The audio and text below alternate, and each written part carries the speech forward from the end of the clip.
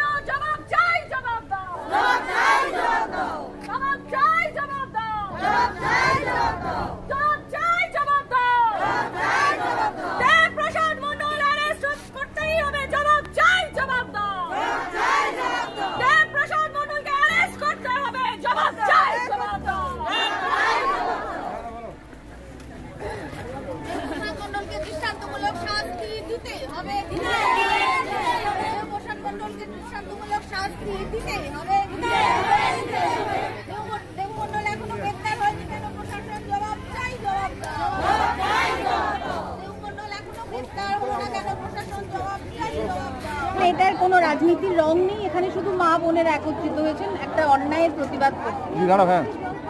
এখানে চান্দ্রী বিশ্বাস আমাদের ছোট বোন এবং আমাদের সকলের পরিচিত নাম।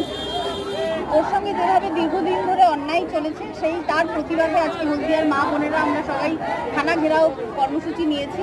তার কারণ হচ্ছে যে আমরা আগের দিন একটা মিছিল করেছিলাম, সেই মিছিলের পরও প্রশাসনকে বলা হয়েছিল এবং ও কমপ্লেন করেছিল থানাতে, তা সত্ত্বেও কিন্তু কোনো রকম কিছু হয়নি। কেন গ্রেপ্তার করা হয়নি ওনাকে, তার প্রতিবাদেই আমাদের আজকে এই অবস্থান এবং আমরা প্রশাসনের কাছে জবাব চাইছি যে ওনাকে কবে গ্রেপ্তার করা হবে, কখন করা হবে, কবে করা হবে, এই জবাবটা আজকে প্রশাসনকে দিতে হবে এবং এই জবাবটা নিতেই আজকে আমরা মা বোনেরা একত্রিত হয়েছি। এরকম অসভ্যতা অন্যায় ভবিষ্যতে যেন কোনো মেয়ের সঙ্গে না হয় তারই প্রতিবাদ করতে আমরা এসেছি।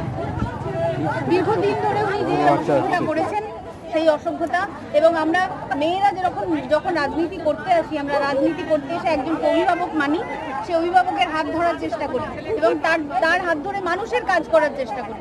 এখন সেই কারণে উনি সেই সুযোগটা নিয়ে এইরকম অসভ্যতা করবেন, এটা তো ঠিক নয়। আজকে চান্দ্রের সঙ্গে করেছেন, উনি কালকে আরেকজনের সঙ্গে করবেন। ওনার দেবপ্রিয়া, এখন সারা হলদিয়ার মেয়েরাই ওনার দেবপ্রিয়া হয়ে যাবে। সেটা যাতে না হয় এটা বন্ধ করার জন্যই আমরা আজকে একত্রিত হয়েছি। সব মা বোনেরা সবাই আমরা প্রতিবাদ করছি এবং প্রশাসনকে বলছি যত তাড়াতাড়ি ওনাকে অ্যারেস্ট করা যায় এই কারণে। ধন্যবাদ। ভালো করে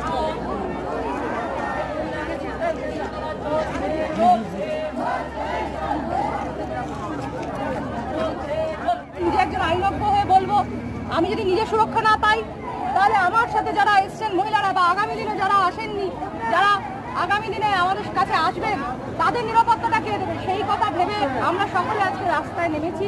সকলে একসাথে আছি এই লড়াইতে, আর ওই লড়াই দীর্ঘ হবে। দেবপ্রসাদ মণ্ডলকে দিয়ে আমাদের আজকে চান্দ্রীদের ওপরে যে অশালীন আচরণ